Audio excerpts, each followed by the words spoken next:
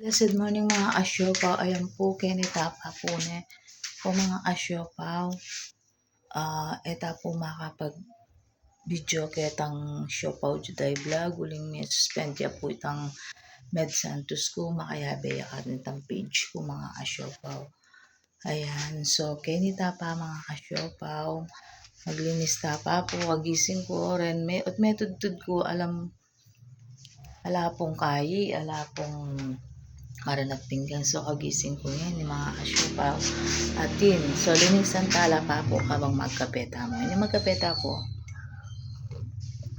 At eko po pala balo na nga violation ko ketang at sinuspendi na akong meta mga asyopaw. Siguro eko balo mahinggit siya ken beauty ko charis. Mamatula ko mo po pero malungkot ko po mga asyopaw. Ayan.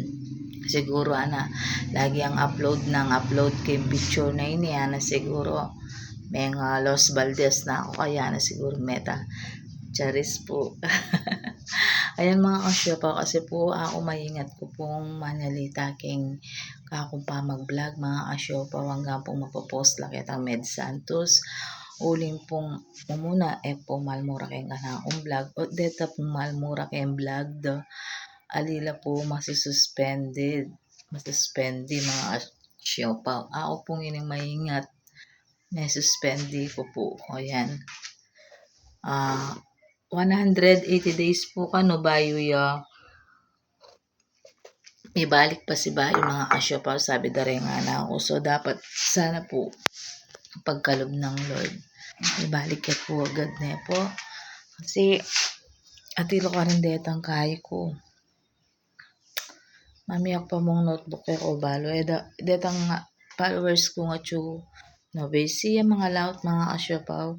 Uling pong nga dinan la pong apili ko po deta medinan notebook school supply ring anak da ako balong makanano, pero mag-post ko po kitang YouTube channel ko mga asyopaw. I-post kaya rin po yun para po balo dan po mga asyopaw. Pong kasakit yung masususpende palagi ang kayi Facebook. Nang masakit yung mabablock, mas masakit din po yung masuspende. Arin man niya po yung 180 days, 6 months siya po ito mga asyopaw. Ayan. So, pong kasakit niya po. Ngayon po pala, naglinis pa, mamipi ko kanini mga asyopaw. Kitang CR, lakwan king washing machine, iyan na pong bala.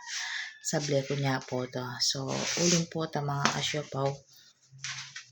9 days na po pala nitang kalukuran ko. So, dalawan miya kitang heavenly. Ayan mga asyopaw. Pag-like and share po yung kaya katang video. God bless. Good morning.